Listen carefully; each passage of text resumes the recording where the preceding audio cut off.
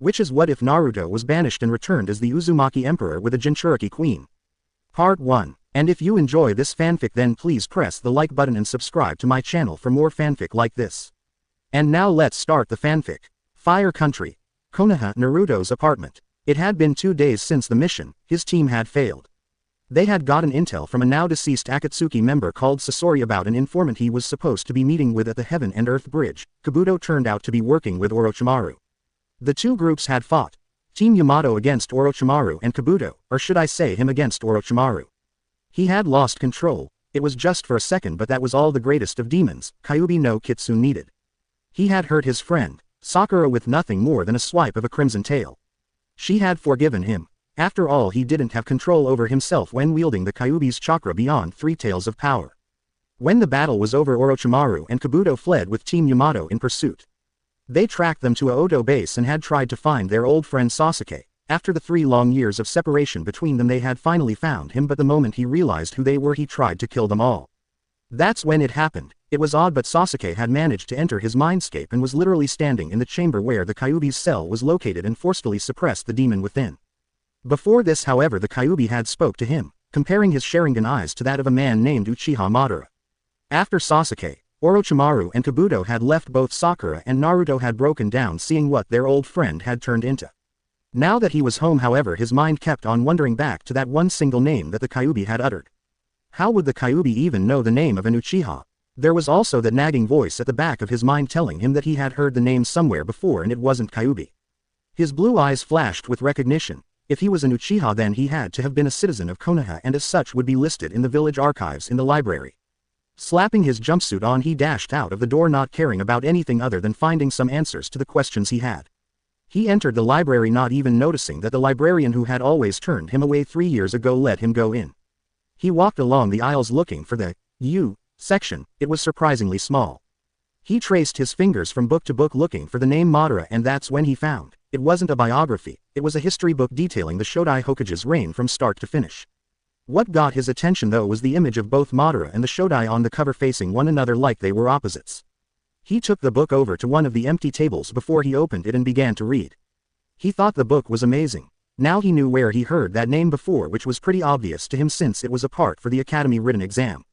But some things in this book weren't in the academy textbooks. With each passing page he was getting closer to finding out the answer to his question. He turned the next page, turned and nearly fell out of his chair in shock. Printed on the page was a very illustrated picture, Uchiha Madara standing atop the head of Kyuubi no Kitsune while they both were trying to kill the Shodai Hokage and thus creating a rather large valley. He remembered where he had seen it, the valley where 2 statues now stood as a monument to that battle. The Valley of the End. According to the book, Madara had summoned Kyuubi to help him kill Senju Hashirama at the place now known as the Valley of the End. He couldn't grasp the idea as to wanting to summon a demon to kill someone. It would be like making a deal with the devil, or in this case a demon. It made no sense, and yet he was looking at proof of such a thing. Why? He kept asking the question. Not getting an answer, the blonde stood and put the book back, knowing he had an answer to his first question. But this has given me another question that I need an answer to. Why did you attack Konoha, Kyuubi? Uzumaki Naruto knew no matter how much he hated the fox, he knew that the Kyuubi was sentient and didn't do anything without reason, but what were his reasons? Fire Country. Konoha Hospital. Hatake Kakashi leaned back on his hospital bed with his one normal eye open, reading a small orange book. Suddenly he heard the door click, signifying someone had entered. 3 someones. The 3 stood in front of his bed and he looked up at them, not lowering his book. I heard about your last mission, and about Sasuke too, the copy nin said slowly in a saddened voice, seeing both Naruto's and Sakura's faces drop. We can't bring him back as he is now. We're simply not strong enough. Naruto hated to admit it, but he knew it was true. Kakashi nodded. Then you'll just have to become stronger, faster. Yeah, but how? Sakura was the one who asked. Kakashi smiled under his mask. Do you think I've just been sitting in here reading?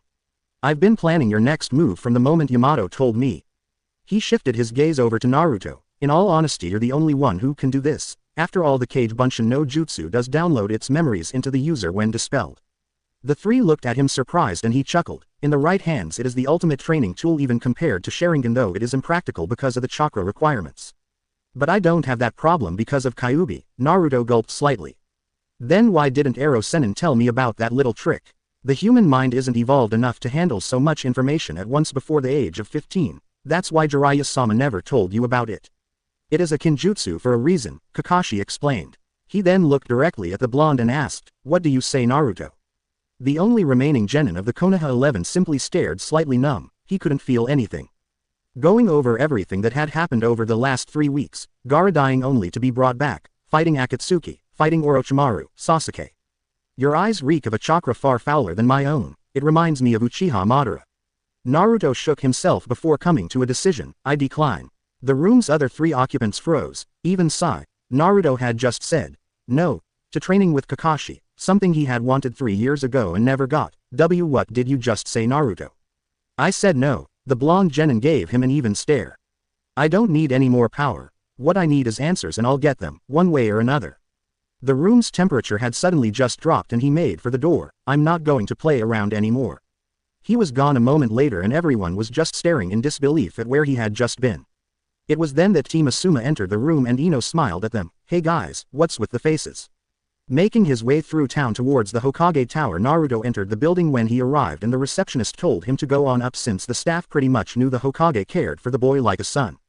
When he got up the stairs he reached the office door and knocked. When he didn't hear anything he knocked again.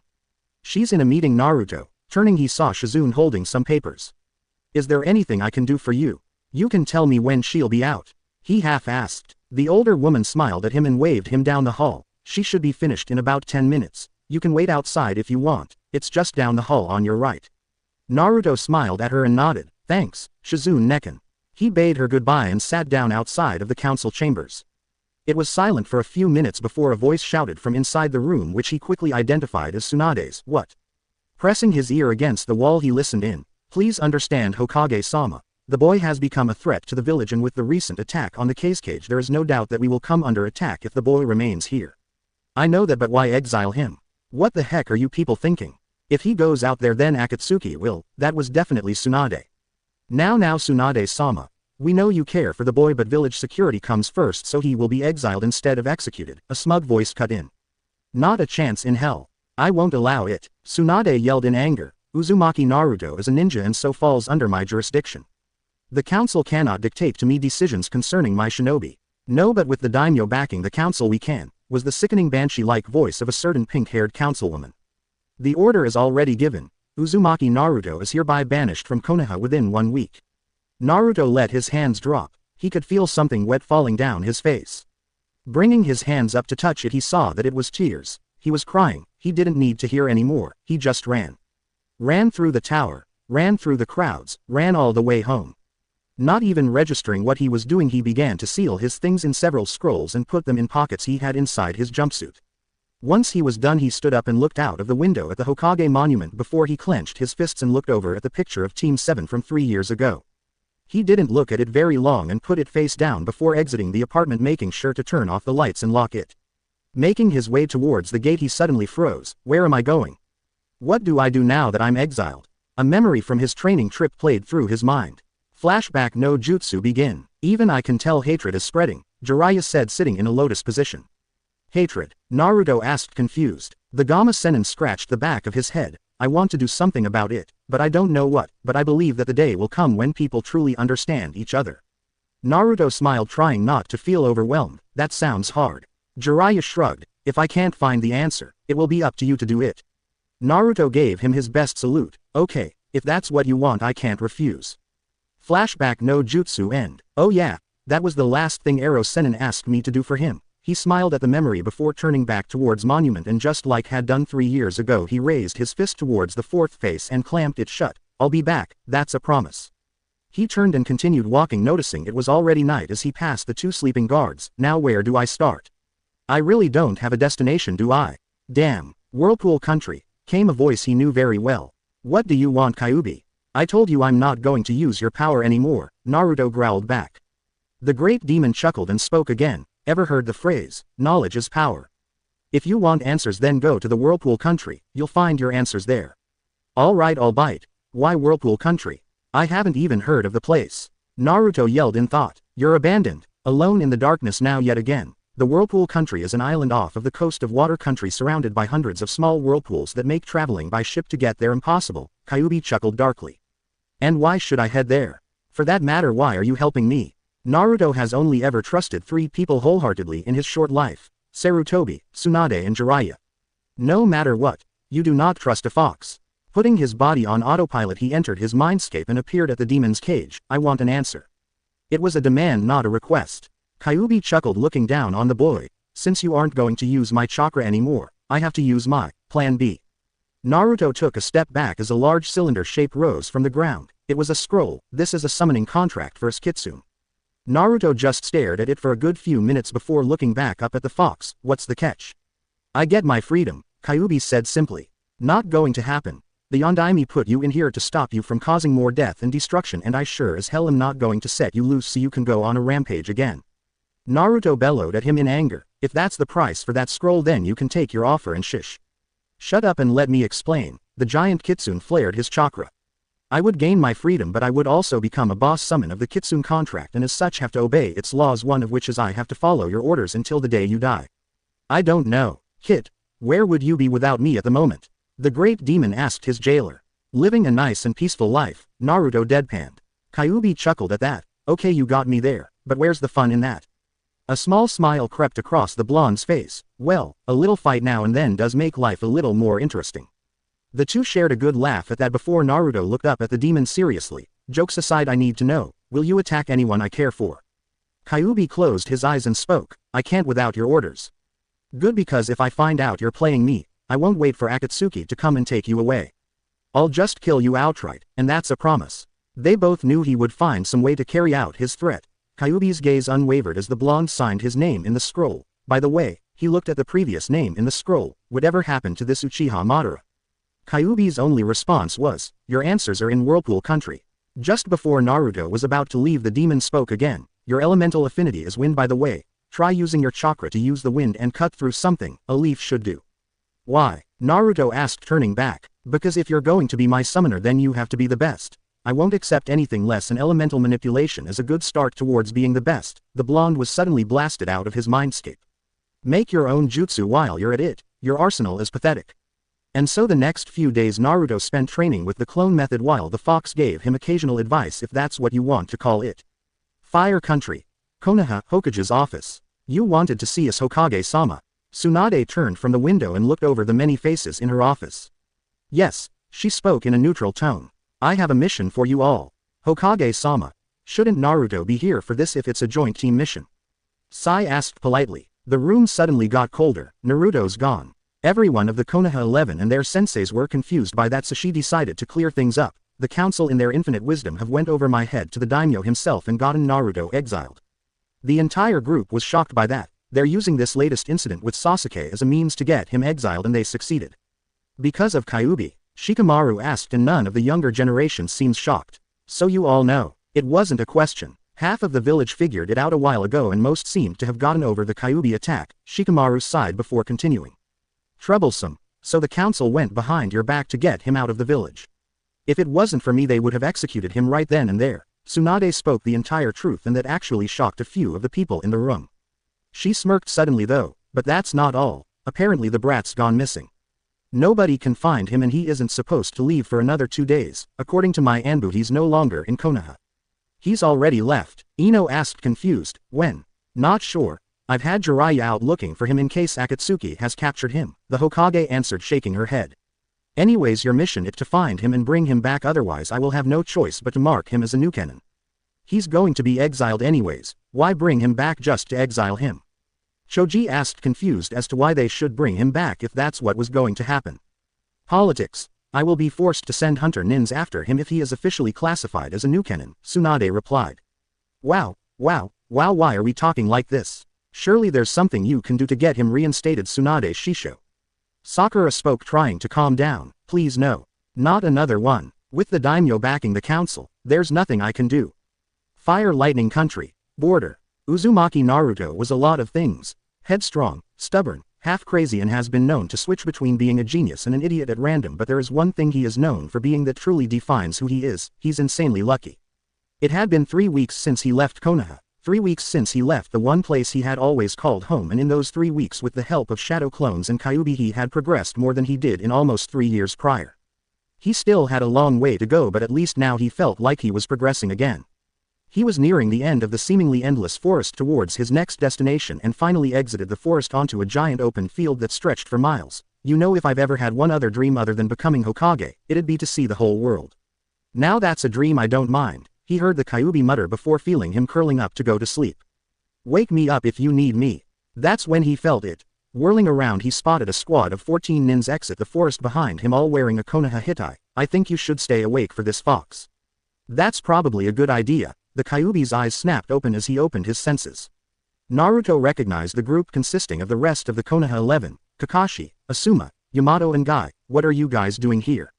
Naruto, what are you thinking leaving the village? Kakashi half asked, half yelled.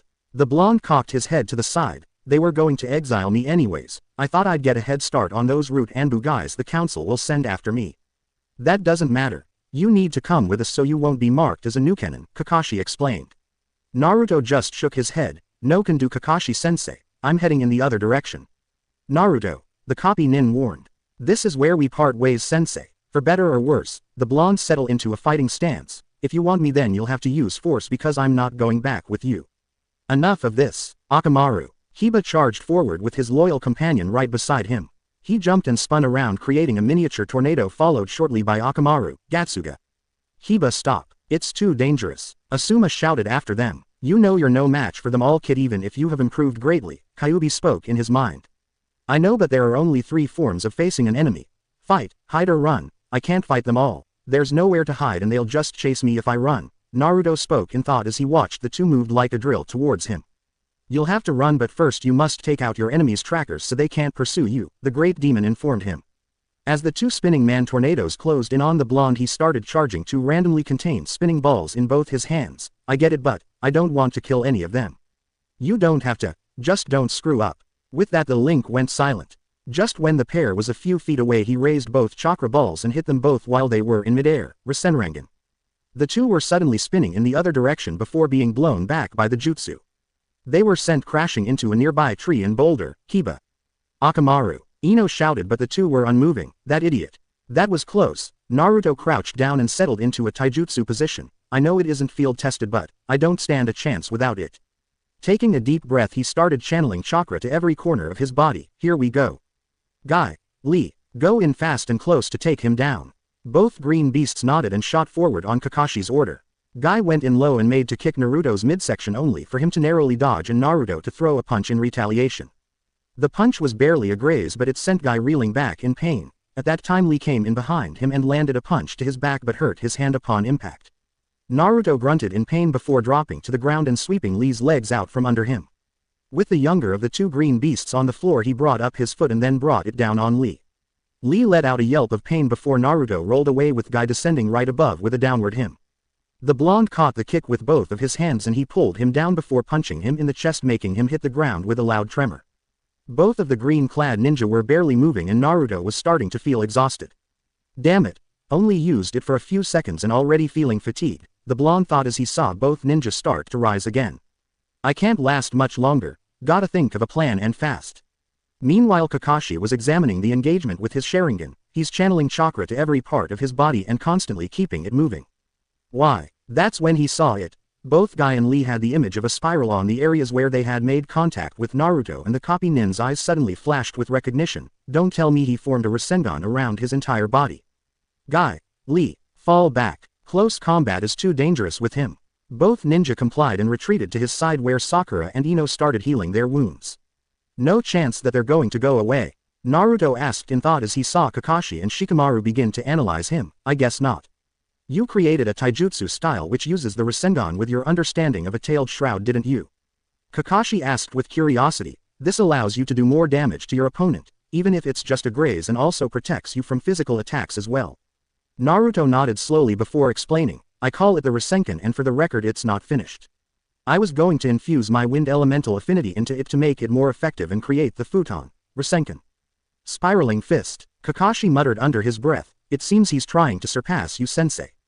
Going through hand seals, he called out, Kaden, Gukaku no Jutsu. He exhaled a massive fireball at the blonde.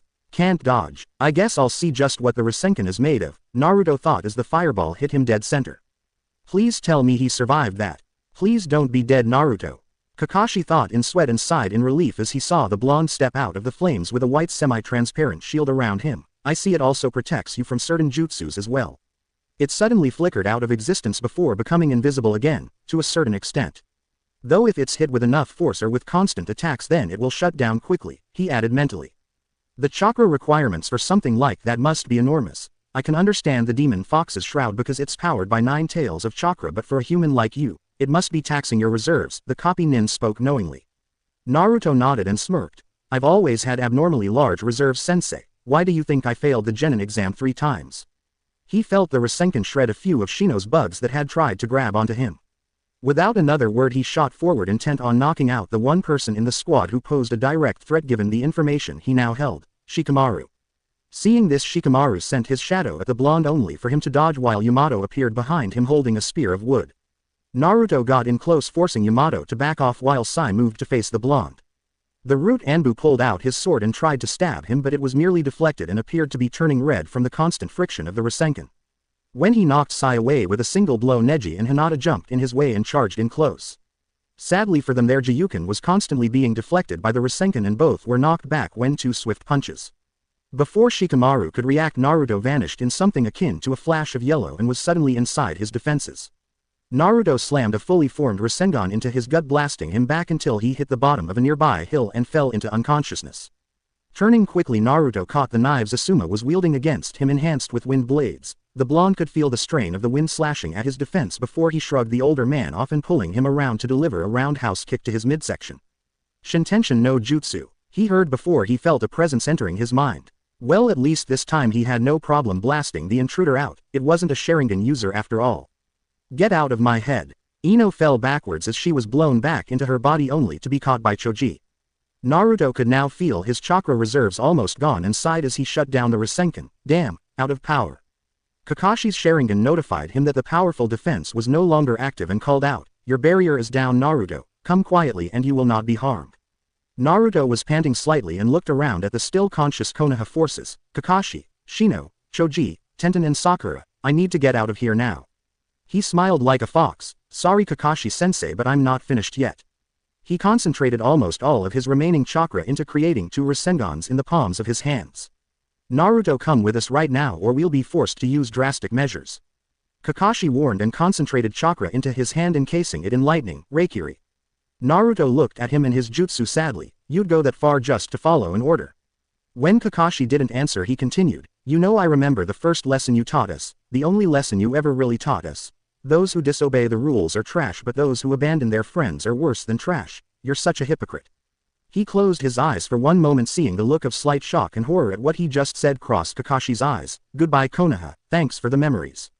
He slammed both chakra balls into the ground. Rasengan. Dust shot up, blanketing the entire area in a cloud of smoke. Smokescreen. Kakashi shouted, unable to see though it even with the Sharingan. Shunpo no Jutsu. Though no one could see it, there were several flashes of yellow as Naruto Flash stepped out of the area. Futon. Daitapa. Kakashi exhaled a large blast of air and dissipated the dust cloud, revealing that Naruto was nowhere in sight. He got away. Can anyone track him?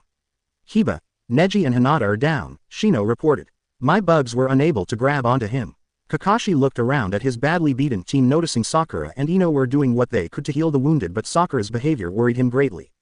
She hadn't spoken throughout the entire encounter. He was worried that she might have cracked, thinking yet another one of her teammates had left the village even if he was exiled, or that it was indirectly her fault. Patch up the wounded and then we'll return to Konoha. I doubt we'd be able to find Naruto now that he knows we're after him. Kakashi sighed, putting his hit eye back into place over his left eye.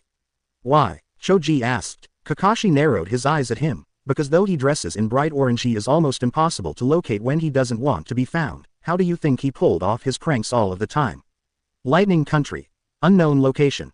Naruto finally stopped using his new jutsu, which he had created a few days ago after he had remembered his battle against Gaara, where he used Kyuubi's chakra to execute a super-powered jump up to where Gaara had stood. When he stopped using it, he felt almost completely drained and collapsed on the ground, feeling for the first time in years depleted. Took you long enough, he heard Kyuubi chuckle under his breath. The Rasengan requires way too much power to maintain. Well, at least I've field tested the thing now. Naruto thought as raising his head slightly from the ground. Hopefully this is far enough away. It took a full 30 minutes to recover his chakra before he was able to move again, and he sat up straight. He stood a moment later and for once in his life was thankful that Kyuubi was sealed inside him because it regenerated his chakra at an alarming rate. You need to hurry and get out of here before anyone else shows up. Kyuubi spoke more as an order than a suggestion. He bit his thumb drawing blood and made several hand seals before slamming his bloodied hand into the ground. Kuchio's no jutsu. With a poof of smoke there suddenly stood in front of him a horse-sized five-tailed fox. I guess the Kitsune contract was the real deal after all. The fox looked over at him for a moment before speaking in a feminine tone. You must be the new summoner. It wasn't a question. Naruto scratched the back of his head nervously and explained, yeah, that's me. Do you mind if I get a ride? Sakino simply stared at him before nodding. I am Sakino no Kitsune. Father speaks highly of you. How far do you wish to travel? The blonde pointed up at a far-off mountain, to the base of that mountain. That's a day's journey at least, another week's to get up it, are you sure? Sakino commented. Naruto nodded, it would take 3 times longer to go around it. Sakino sighed, very well, climb on and we'll get moving. He pulled himself up to mount the fox like you would a horse and she spoke again, fast or slow?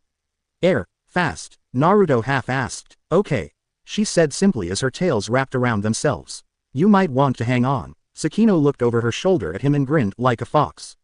The end of her tails suddenly caught fire and exploded outwards away from them. Step 1. With the sound of an explosion echoing behind them the fox took off at insane speeds towards the mountain making Naruto have trouble breathing. Note to self. Never ask her to go fast again. Did I fail to mention she likes high speeds? You could almost feel the amusement in the demon lord's voice. She's your daughter, Naruto shot back. Lightning Country. Kumo, Southern Gate. It took a full week to make it to the Kumo which was situated on the mountain summit. Sakino had returned to the summon realm per her request once they reached the bottom of the mountain. Over the week while he had been climbing up it Naruto had been experimenting with adding wind to his various forms of Rasengan. He hadn't got it down yet but he was close, very close. Damn it, it's not good enough, he thought looking at his worn-out arm as he approached the village gates. I really need a bath and a nice comfy bed. I really hate bathing in rivers and sleeping on the ground. They had better have ramen. Halt, that's far enough. State your name and your business here. Naruto was pulled out of his thoughts by one of the 3 chunin on guard duty. I'm Uzumaki Naruto. Well I just want to stop here tonight. I'm just passing through really and I should be gone tomorrow, the blonde explained. The chunin looked him over a few times before nodding. Alright, follow me to the Raikage's office. You will of course be watched by an Anbu at all times as per protocol. Naruto sighed in relief before nodding, led the way Chunin-san. As he followed the chunin through the village he noticed right away the absence of any muttering and any hateful glares directed at him.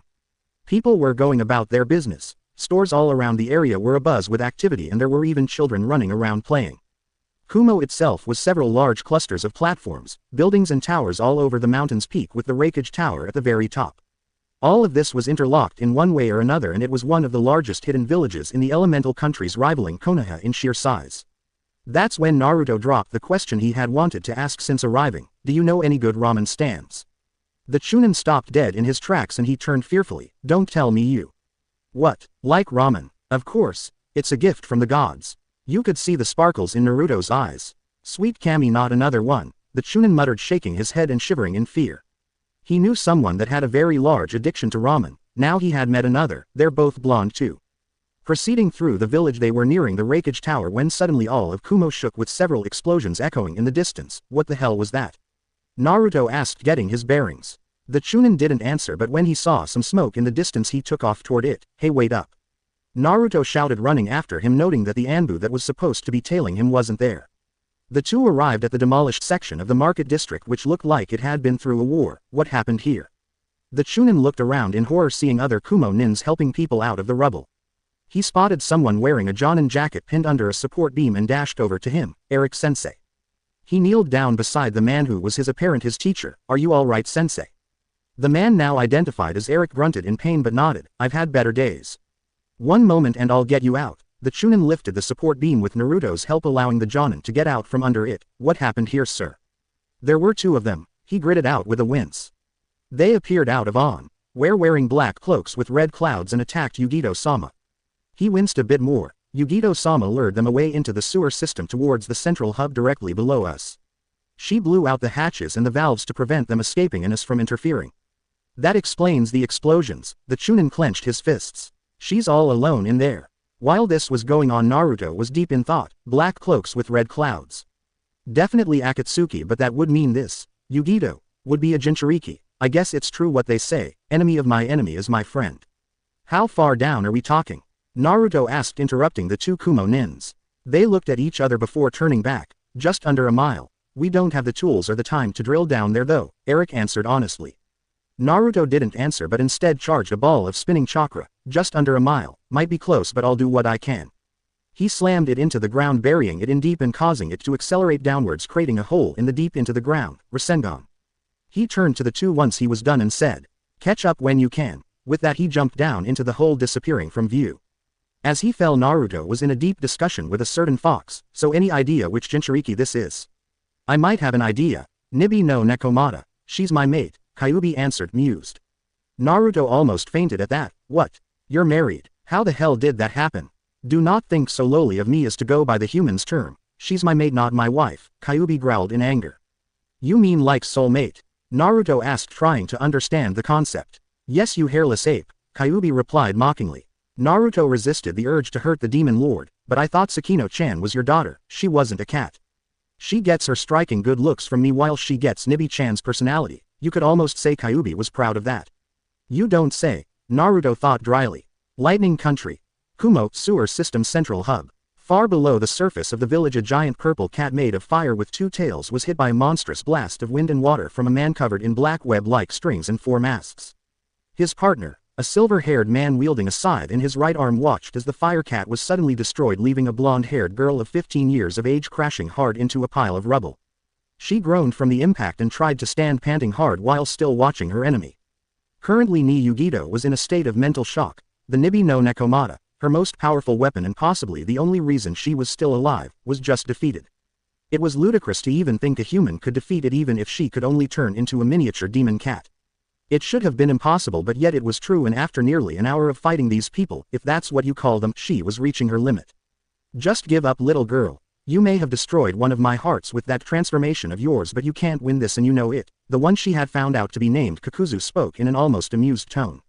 And for the first time since her mom died, Yugito was afraid. She gulped and narrowed her eyes, running through hand seals. Rai Bunshin no Jutsu. 15 lightning clones appeared at her side in a spark of lightning which shot out from her body. You won't get me. Hidan cracked a smirk. You're about to die, little girl. Jashin-sama commands it. He shot forward and 5 clones moved to intercept him. Kakuzu shifted to long-range mode and focused his most attack on her. Futon, Atsugai, Kaden, Zukoku.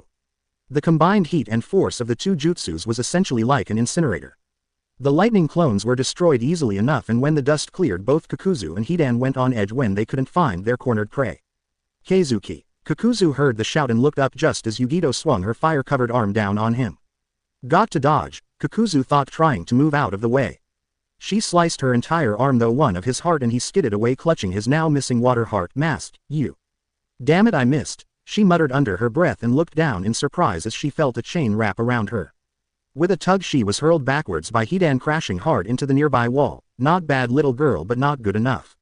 He charged forward, intent on finishing her then and there. Yugito watched him approach and closed her eyes, awaiting the pain to come. It didn't. She opened her eyes and looked up, seeing someone standing between her and the seemingly immortal man holding his outstretched weapon, which had been aimed at her neck.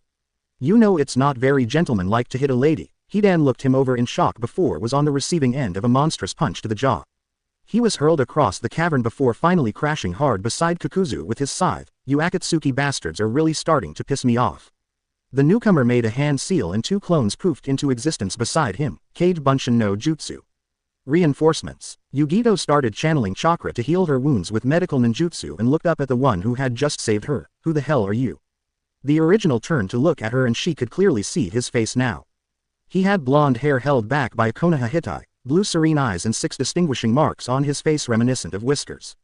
We'll talk later, but right now I need to know what these guys are capable of, he spoke, and she nodded, leaning back against the wall.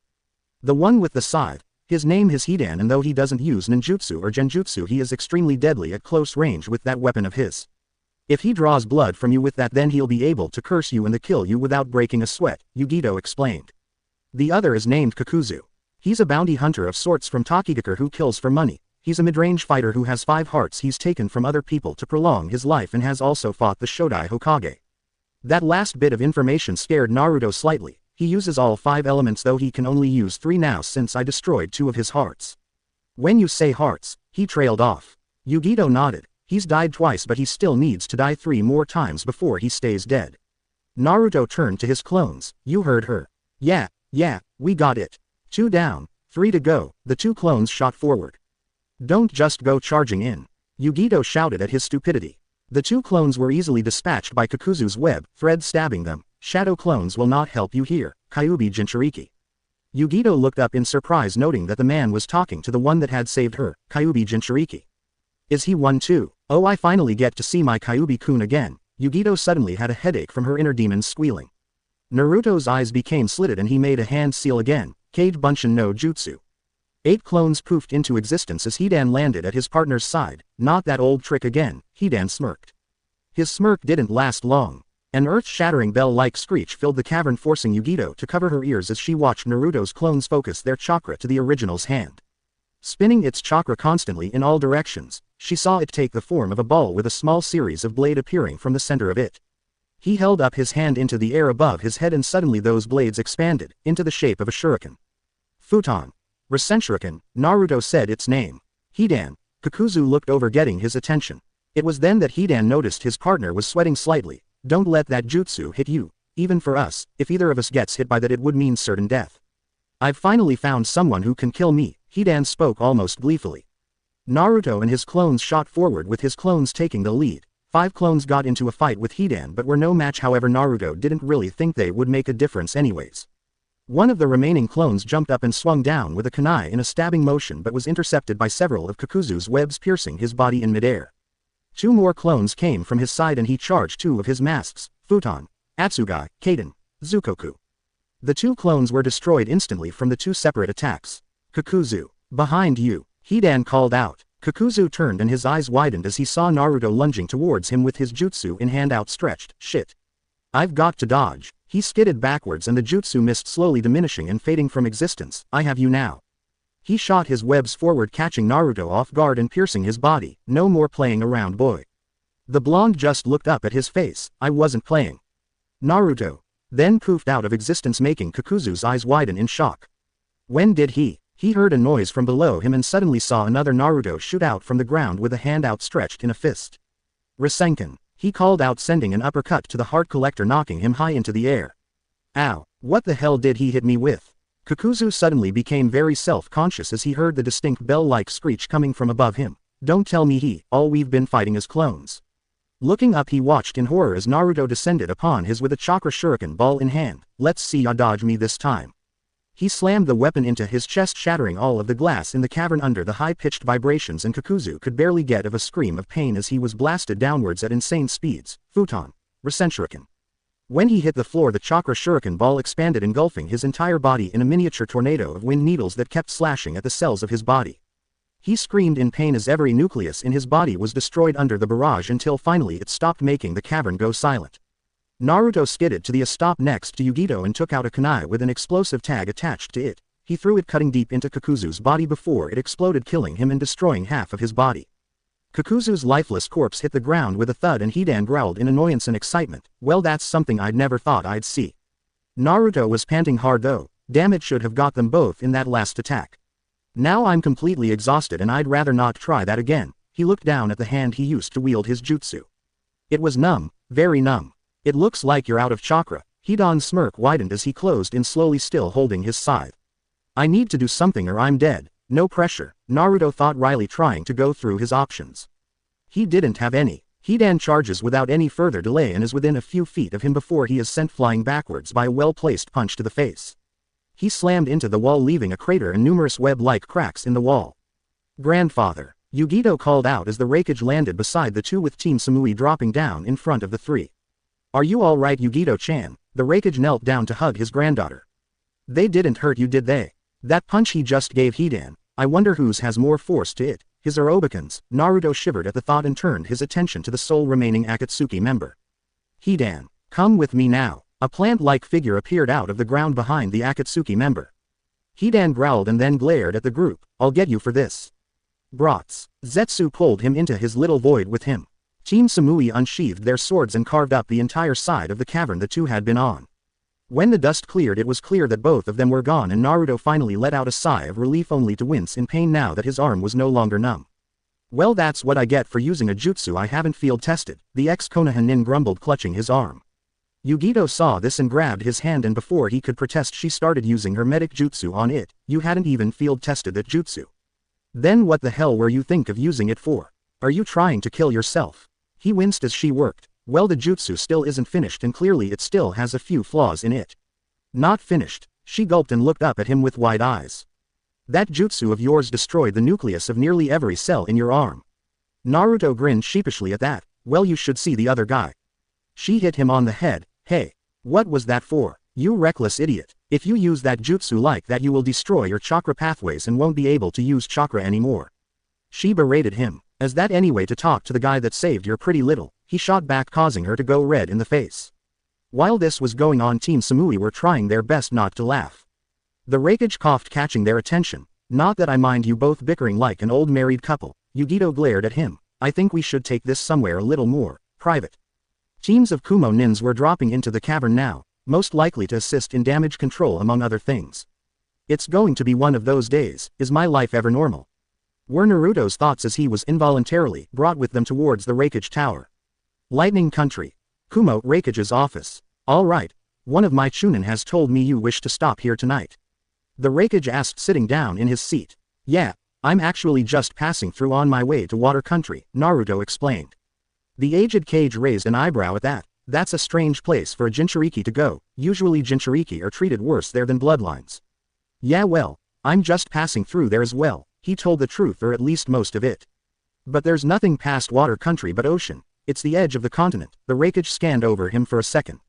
You're planning to leave the continent. In a manner of speaking, it wasn't a lie. It just wasn't the whole truth either. The Raikage eyed him a bit more before nodding, knowing the boy wouldn't tell him his destination. The place past Water Country is Whirlpool. Nah, couldn't be. That country has been destroyed, so there's no reason for a child to go there unless. Shaking himself from his thoughts, he nodded his head. All right, you can stay in the village tonight, but you must be on your way noon tomorrow. Understood? Yes, Raikage-sama. Jiraiya had pummeled manners into his head when talking to leaders, especially shinobi village leaders. Good. Now moving on. According to my spies in Konoha, you are a genin. Why? The Raikage couldn't seem to wrap his head around that bit of information. You used your spies to get information on me. Naruto was a bit surprised at that. After all, besides Kyuubi there wasn't really anything special about him, right? Yes. Now to answer the question. How can a genin, stressed it a bit, who without using his Bijuu's power take on 2S-ranked criminals and kill one of them while delaying the other until reinforcements arrived? The Raikage deadpanned. That shouldn't be possible even for a Jinchuriki. Naruto looked a bit nervous at that. Well, I haven't really gotten around to taking the Chunin exams again. If the Chunin exam was the only way for a ninja to become Chunin, most of the villages would be filled almost entirely of genin. The aged Kage chuckled. Why haven't you gotten a field promotion yet? Field promotion? Naruto asked, confused. When a ninja does missions above their regular grade, they are promoted when they do enough of them, or if they're especially high-ranked missions. The Raikage explained. My granddaughter is one such individual. She took an extremely dangerous S-rank mission and was promoted for it instead of showcasing her to the elemental countries at the exams and probably painting a bigger bullseye on her than what she has now. So you're saying I could have been promoted at any time? I've been doing high-level missions a lot over the years. The blonde looked saddened at that and asked mentally, did they not trust me?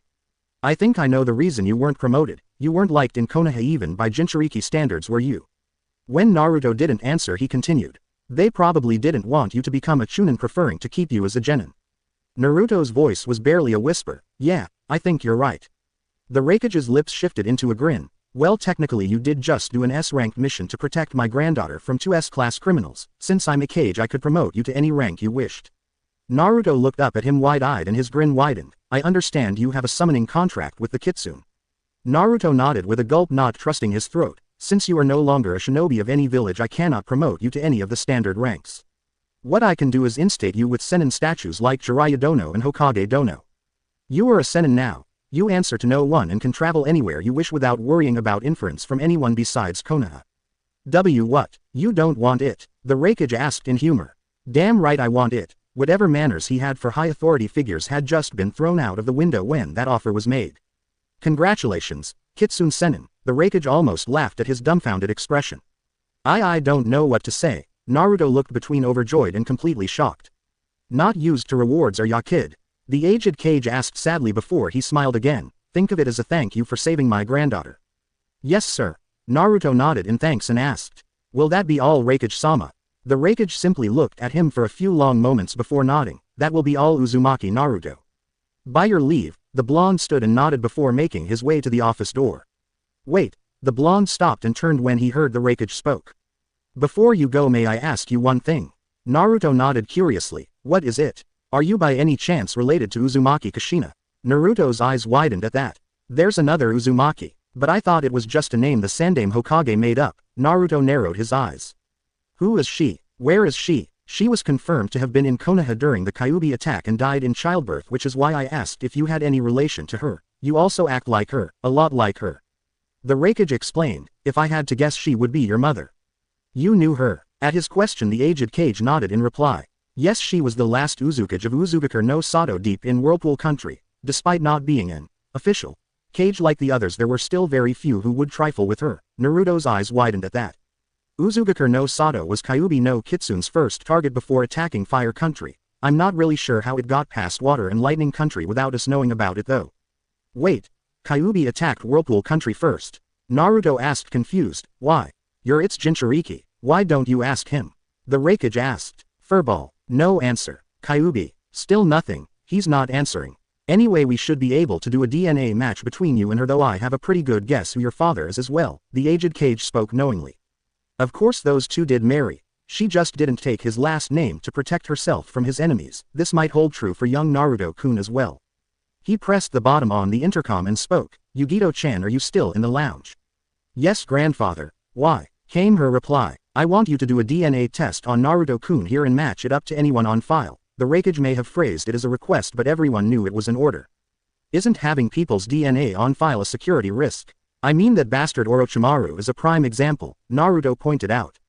The Raikage nodded at him. "It would be if the DNA was not mostly sealed away, similar to a blood seal which requires a family member's blood to deactivate the seal." Naruto thought on it for a few minutes before he nodded in understanding. "I get it. Then follow me, Kitsune-senin, and we'll get this over with." The Raikage stood and passed him, exiting through the door.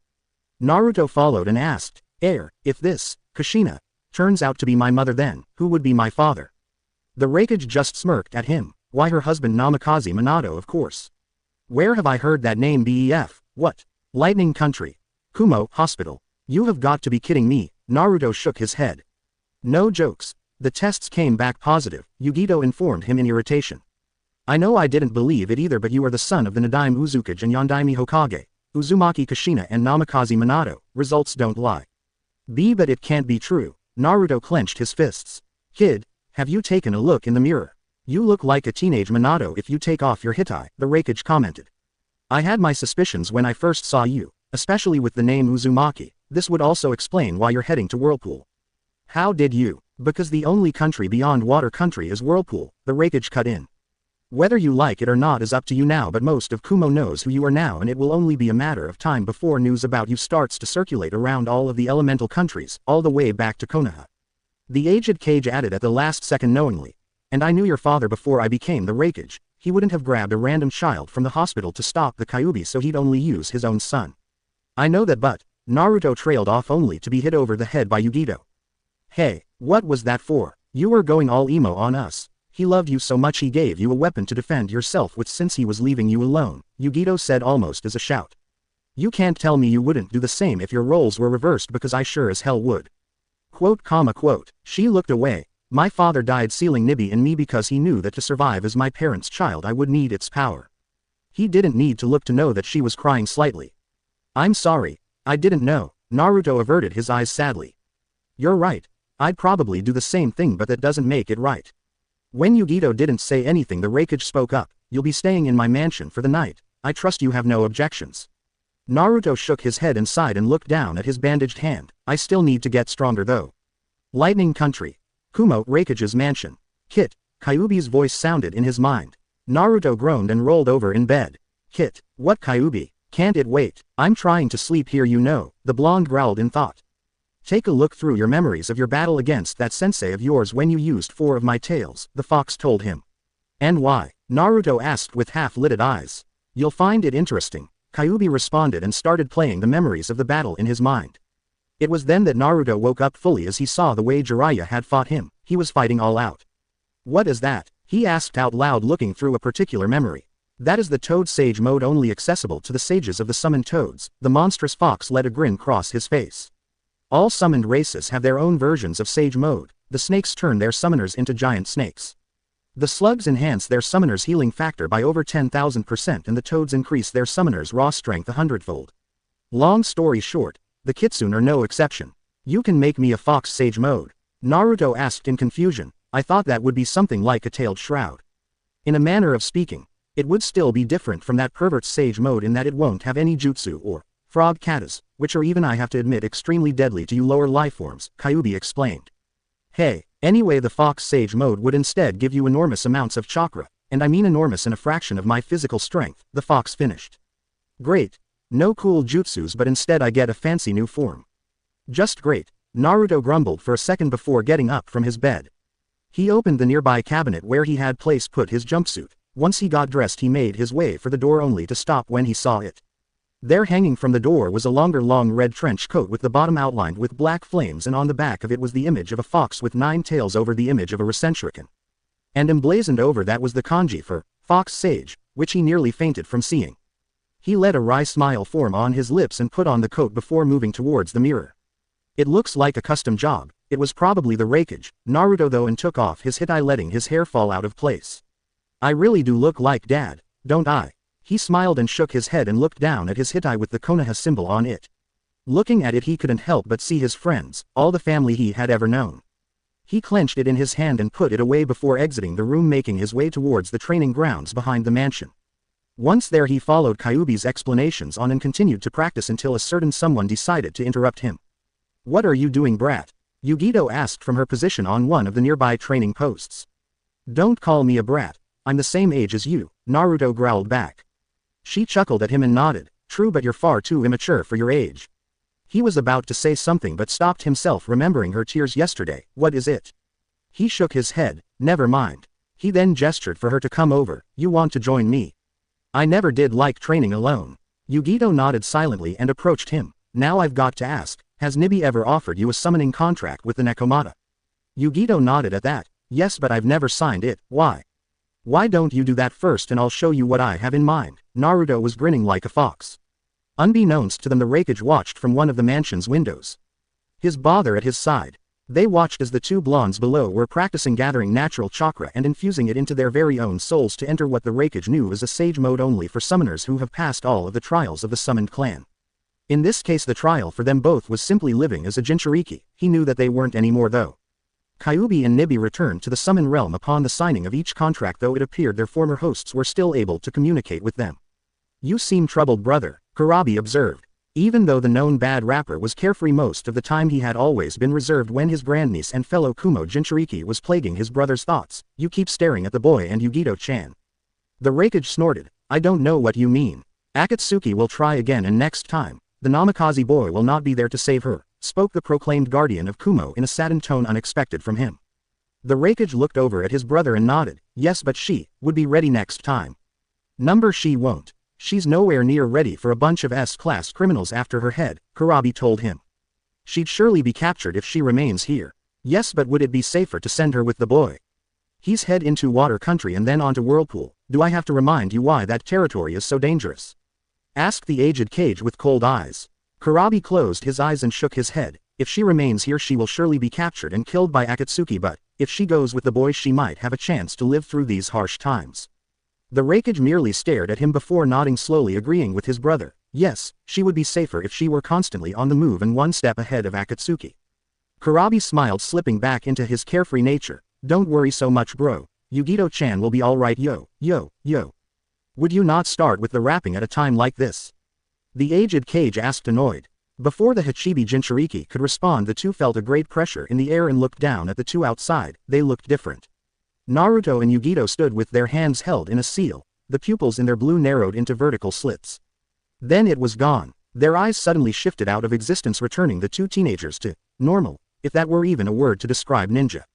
It was then that the rakeage made his decision. Rain Country.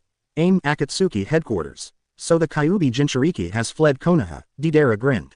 Can I go after him? It will be a blast, so to speak. Hidan glared at the bomber. You wouldn't stand a chance against him. he took out 3 of Kakuzu's hearts in one attack. The same guy that reattached your arm after yours was blown off fighting the Eyed Wonder. You make him sound scarier than he really is. Kisame said with a laugh, he's nothing but a brat. A lucky brat but still a brat. That may be, but he isn't a normal Jinchuriki like the others, and now that he's traveling with the Nibi Jinchuriki he will be hard to capture, Zetsu informed. From what I can tell they're heading towards the old whirlpool country beyond water country, not sure why. Pain stepped out from the shadows and spoke, ending the debate. Enough of this, the time grows near and those 2 are needed. Itachi, Kisame, you 2 are to intercept them and capture them. Yes, Leader Sama, the 2 Akatsuki members spoke in unison. Fire country. Konoha Hokage's office. You're sure about this? Tsunade asked, staring wide-eyed at the man she knew as her former teammate. Currently the other members of the Naruto retrieval team plus Kurenai were assembled in the room. Most felt saddened and in some cases humiliated by the fact that Naruto was able to escape them and make it look easy while doing it. Kakashi himself couldn't help but feel like he had neglected his former student in favor of his other now traitorous student. He had hoped to make it up to Naruto with some training one-on-one, but instead the blonde had left and gotten far stronger than Kakashi would have expected even with shadow clones. The last engagement just proved it. Anyway, back to the situation at hand.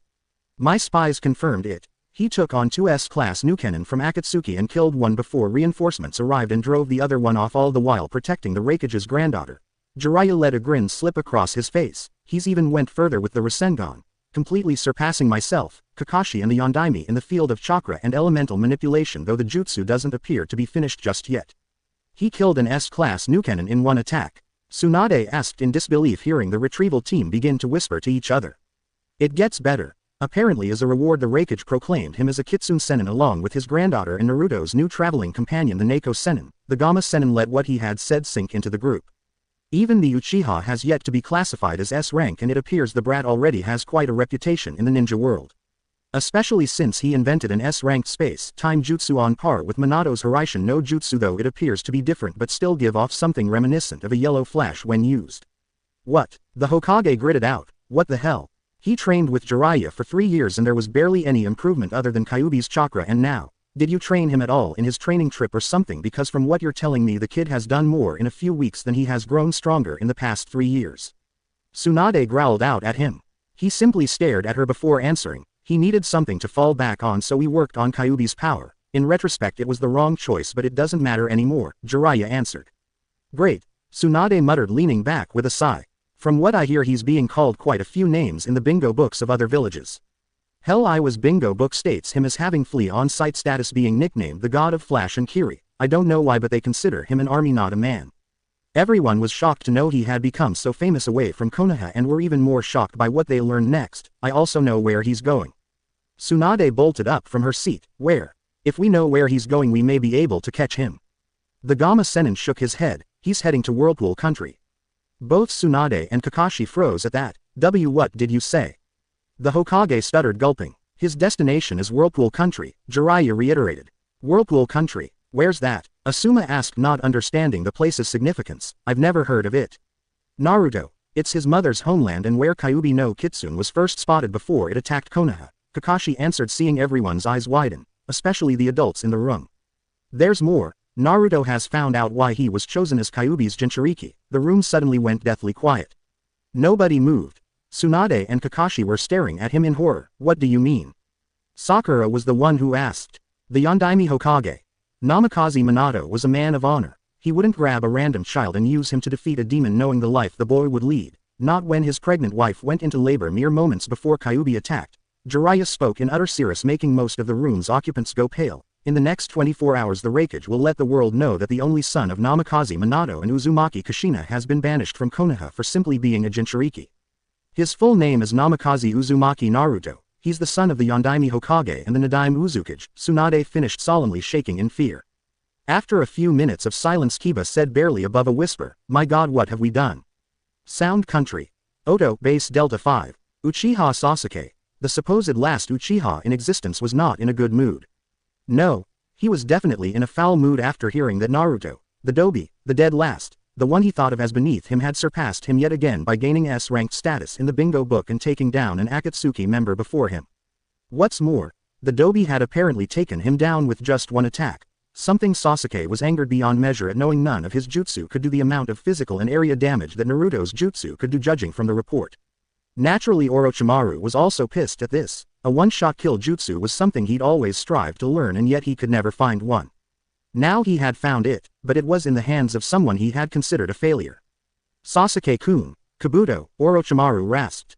Find that boy and bring him to me. Kabuto nodded but Sasuke didn't comment. That jutsu will be mine. Dobi, I knew I should have killed you while I had the chance, the Uchiha thought darkly, now I will. Your life has been spared on a whim twice already, it shall not happen a third time. Water Country. Beach. Naruto had set off towards Water Country with his new traveling companion. Yugito and the girl's grandfather had given him 2 scrolls for jutsus he thought the two could use.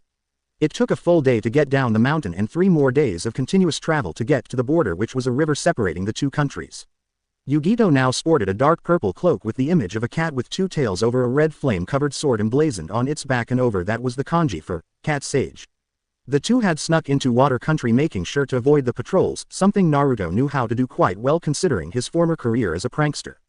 The two had stopped for a night in a nearby village but hurriedly left when a team of Kiri-chunin had appeared walking through the streets. The team hadn't spotted them but they didn't want to risk it and so proceeded at full speed towards the ocean at the other side of the country. Of course they were mostly riding Sakino the entire way there. We're almost there, the fox spoke, notifying the two riding on her back as they traveled through the woods.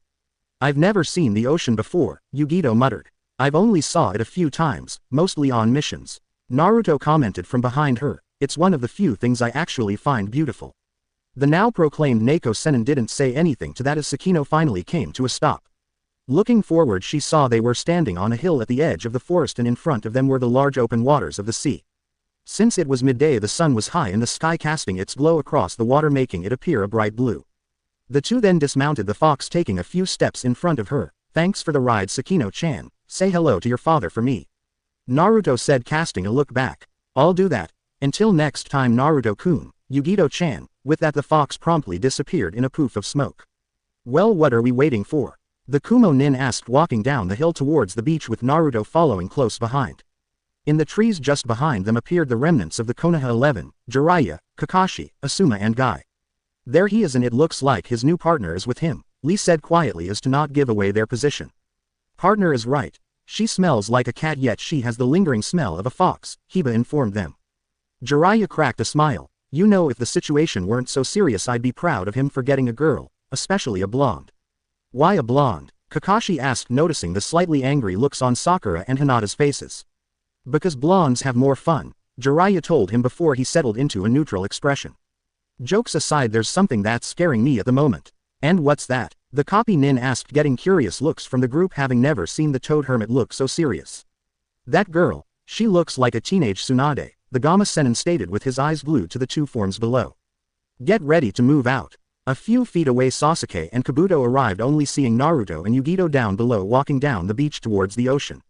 This is our chance. We should catch them by surprise, Kabuto suggested caution.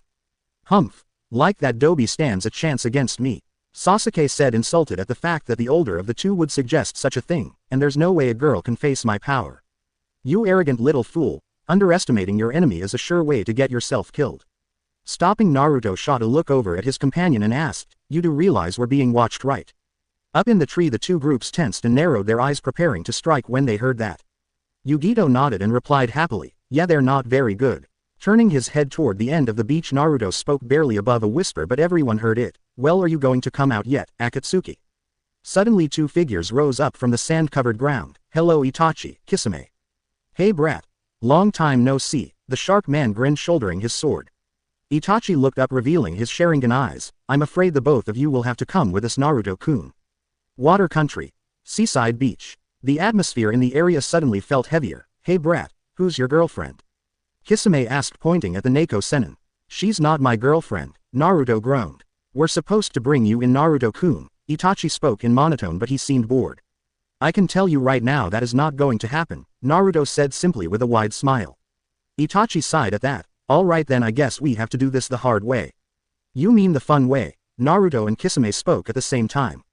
Yugito looks over at the Kiri Nukenin and asks Naruto, can I have fish cakes for dinner? Only if you cook them yourself, the blonde replied. Kisame laughed. So the girls got spunk. You don't do anything half-assed, do you brat? Civilian girls are way too plain, that was apparently the wrong thing to say. Then again, I always did like the girls with larger chakra reserves, if you know what I mean. Yugito whacked him over the head. Hentai. It appears you have inherited your mother's inability to keep her mouth closed, Itachi crumbled, shaking his head. Are we going to start already? I'm getting bored. Of course it was Kisame that said this. Don't underestimate us, Naruto told him. If you do, you won't last long. This'll be fun, the swordsman said, readying his sword. There was a booming sound as Yugito shot forward, indicating she had crossed the sound barrier. Her target was Kisame. The swordsman grinned and moved to intercept with his sword at his side. She flew at Kisame, as in literally flew. A stream of jet blue flames were erupting from her feet, propelling her in a single direction. If you know what rocket boots are, think that, but with fire elemental manipulation. Come here, girly. Kisame stopped and brought up his sword. Keizuki. The Neko Sennin shouted, and her right arm was covered in superheated flames just before she was in front of him. There was a loud clang as her fire-covered arm clashed with the swordsman's blade. Not bad. The new cannon smirked and pulled back just to launch forward again. Yugito parried, and suddenly her other arm was covered in flames as well. I'm better than you think. Suin Keizuki. While this was going on, Naruto appeared behind Itachi in a flash of yellow, Shunpo no Jutsu. Itachi barely registered the movement until the last moment and promptly dodged the next strike. He's faster than before. The Uchiha murderer traded blows while moving backwards, but was surprised to feel a painful stinging sensation after even a graze from Naruto's attack. What is that? Some form of ninjutsu. It's dangerous to fight him at close range. Skidding away, he start making hand seals before inhaling a large breath. Kaden, Gukaku no Jutsu. A large ball of fire was exhaled from his mouth and accelerated towards Naruto. Said blonde merely took the hit dead center. Is that the best you got? The Kitsune Sennin held out his arm and the flames were blown out by a blast of wind. At least try and make me break a sweat. Itachi let an amused smirk cross his face. Very well. His Sharingan shifted into its true form. The Mangekyo Sharingan. Look into my eyes, Naruto-kun. Unfortunately, that's exactly what our hero did. Tsukuyomi. Naruto froze suddenly, finding himself in a distorted world where the colors were inverted. I am not going to play games with you, Itachi. In the real world there was an echoing pulse as a wave of pure chakra shot out from Naruto's body and continued for about 10 feet before dissipating. Chakra Nami. Itachi narrowed his eyes as he saw Naruto raise his head towards him and glared. You didn't really think I wouldn't have developed a counter to genjutsu since our last battle? The older Uchiha smirked. I had my hopes. In the trees above the beach, the retrieval team and Oto team watched in shocked silence. Jiraiya and Kakashi, especially knowing the extents of Tsukuyomi, they couldn't believe their eyes at the level the four were fighting at. Sasuke was seething in rage since even with his Sharingan was activated he couldn't copy any of the four's jutsus. They weren't using hand seals to use their jutsu, they just executed them perfectly without much effort, and so the Sharingan wasn't able to copy them. The most frustrating part for the young Uchiha though was the fact that even after everything that had happened and all the training he had, the Dobi was still Itachi's objective. Oh, he knew it was because of Kyuubi, but the fact that the Dobi was suddenly a lot stronger than their last battle and appeared to match Itachi at every turn. Something he doubted even himself could do just yet. Damn you, you've surpassed me again. Sasuke snarled at the thought, though outwardly he kept a calm face. Kabuto on the other hand merely watched in fear as the four below exchanged blows. This isn't the Naruto-kun we faced at the Heaven and Earth Bridge. He's equal with Itachi when even Orochimaru-sama wasn't, and he's not even using Kyuubi's chakra. Kisame, break off, Itachi ordered, getting a nod from his partner. As the swordsman broke away from his fight, Itachi turned his powerful eyes on the teenage girl, Amaterasu. Black flames of death shot out towards her at insane speed. Got to stop it. Shunpo no Jutsu. In a flash of yellow, Naruto appeared at her side and raised his hand. Futon. Rosin, a large plate in the image of a spiral made out of pure chakra and wind materialized to protect the two from harm. The flames hit dead center and Kisame smirked. This is getting interesting. That defensive jutsu's original purpose must have been to deflect Amaterasu, Itachi mused, watching as the flames died down, revealing Naruto and Yugito unharmed. You're going to have to do better than that, Yugito grinned. Sage mode activated. The ground shook as both Naruto and Yugito shifted into their respective forms, with the sand under them suddenly shifting slightly with a loud roar. Their now slitted eyes held no fear of the two, and Kisame couldn't help but grin even as a shockwave washed over the area, snuffing out the black flames of Amaterasu. Finally getting serious. About time, brats. The audience were shocked when Kisame said that. Kage Bunshin no Jutsu. Two clones appeared at the Kitsune Sennin's side. Two clones aren't going to do anything against them, thought everyone in the audience, but the two Akatsuki members' faces had suddenly gotten serious. Yugito held up her hand to the sky and suddenly the temperature in the area had increased drastically, forming dark clouds of thunder above them. Her hand was suddenly engulfed in fire once more, but this one was a lot bigger and gave off a lot more heat than the previous stage. Naruto held out his hand and the clones start pouring in their chakra and wind elemental power. A bell-like screech echoed through the area as the ball of chakra in his hand suddenly formed 4 small wind blades around its surface. Holding the jutsu up, the wind blade expanded, taking the shape of a large shuriken. That cannot be good for my health, Kisame commented, tensing. So these are the Kitsune and Neko Senin, Itachi thought, narrowed his eyes. As long as we can dodge those jutsu we'll be okay. Hidan did say they were close-range jutsus. Yes, that's what he and Kisame would do, dodge them both and then move in for the kill. Sadly that wasn't meant to happen. Futon. Naruto began not taking his eyes off of Itachi. Twisting his body he threw the jutsu like he would a regular shuriken, Rasenshuriken. Kaden. Yugito shot her flame-covered hand out like she would a punch, Daikezuki. The blade of fire shot out like a lance in a compressed beam of superheated magma. They threw them, Hiba exclaimed. Everyone's eyes widened upon seeing the powerful jutsus being sent at the Akatsuki duo. How can they use something so condensed and in the Rasengan's case quick-spinning chakra at that range? It shouldn't be possible. The amount of concentration should be too much for anyone to handle. Kakashi watched in pure shock, feeling rather than seeing such powerful attacks being used. With those 2 jutsus, I don't think they can lose, Jiraiya watched silently. Good luck Naruto. Dodge, Kisame shouted, seeing the danger, and tried to jump away, narrowly missing the edge of the fire blade that had come at him. He rolled away, feeling an intense blast of heat wash over him as he saw the ground where he stood a moment ago turn to glass under the extreme temperature. Well. Itachi saw the chakra shuriken come closer and closer at an alarming speed. I must act quickly, something like that would kill even me. As he dodged he made a single shadow clone poof into existence. I hope this works. The clone grabbed him and threw him away from the shuriken just as it passed within a few feet of the clone. This will be close. The chakra shuriken exploded in a large ball of tornado of wind, destroying the clone and everything else within its 20-meter radius. Incredible.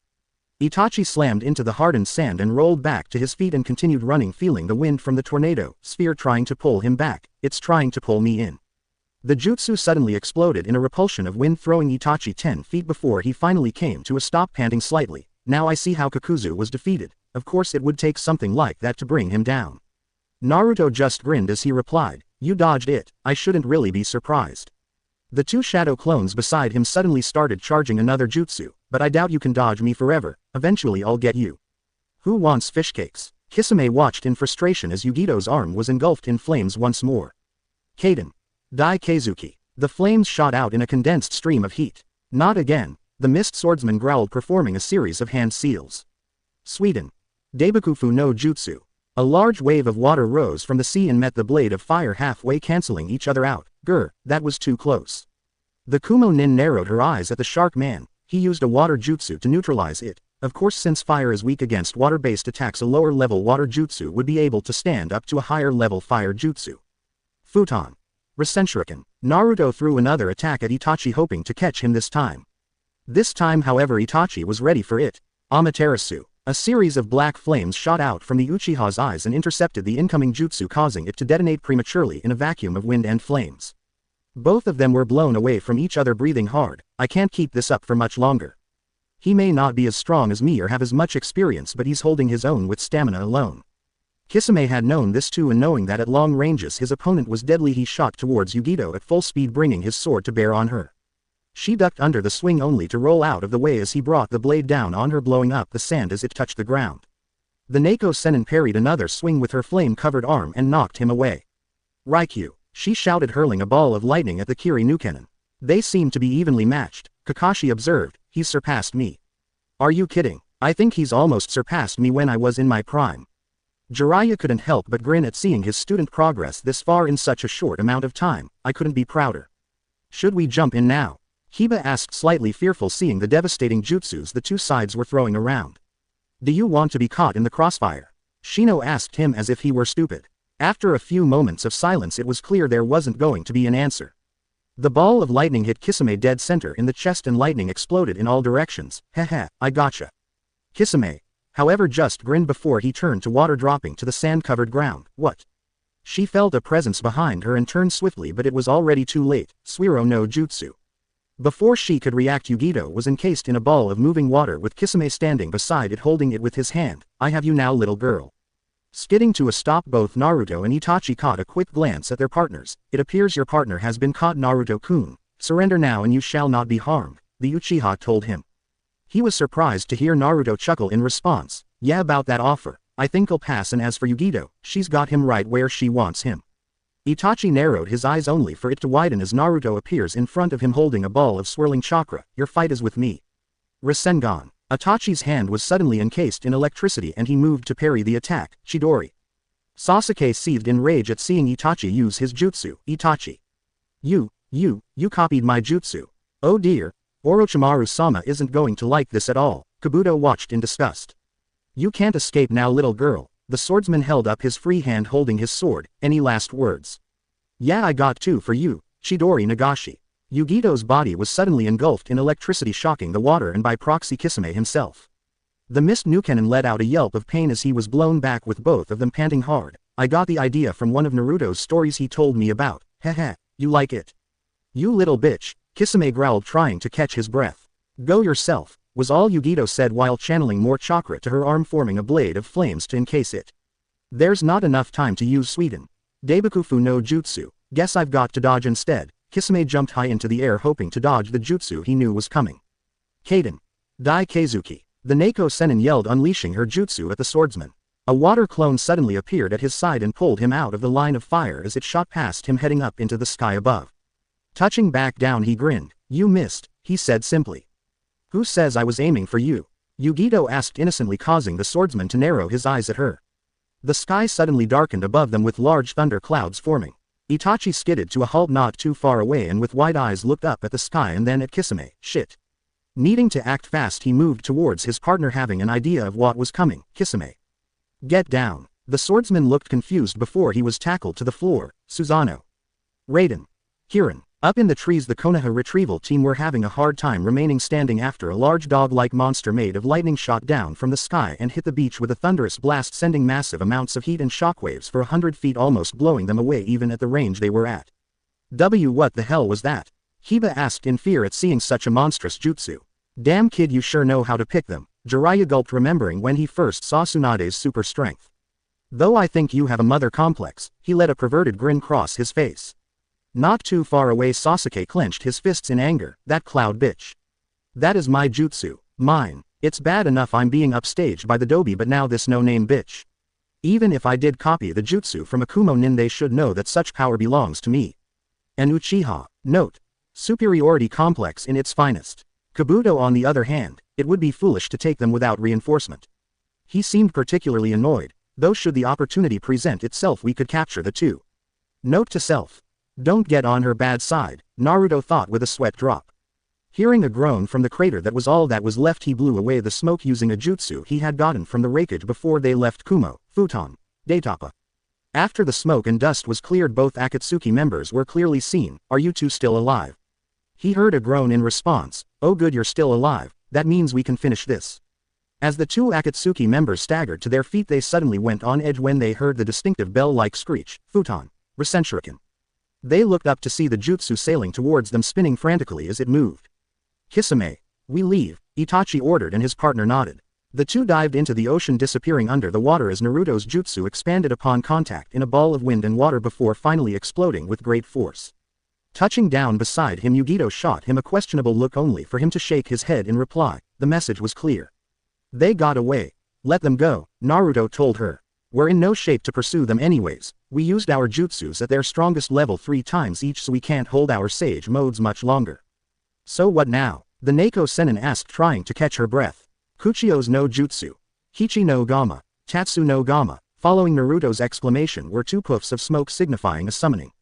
Naruto. Huh, what the hell? Why did you wait until now to summon us? We've been worried, you idiot. Gamakichi shouted, getting ready to tackle him. Naruto held up his hands. Sorry, I've been sort of busy. The older of the 2 toad princes was about to yell at him again when he took notice of the blonde girl beside him. Hey Naruto. Who's the babe and what is she doing with you? Yugito's eyes flashed in anger. Don't call me babe, you Arogama. There was a resounding slap as Gamakichi was sent flying with a hand mark on his face. Naruto gulped, looking at his partner in slight fear. Hey Naruto, can I have some candy? Gamatsu asked in a childish tone. Yeah, if you can give us a lift. Naruto half asked, half answered. The younger Toad Prince nodded and turned to the ocean. Sure thing as long as I get some candy. Naruto turned to the Kumo Nin and simply stared expectantly. You can't be serious. Yugito asked, not wanting to ride on a toad. Naruto nodded in reply and she sighed in defeat. Fine, at least this one is the lesser of two evils. She climbed on as Naruto turned to Gamakichi. Do you mind if I get a lift?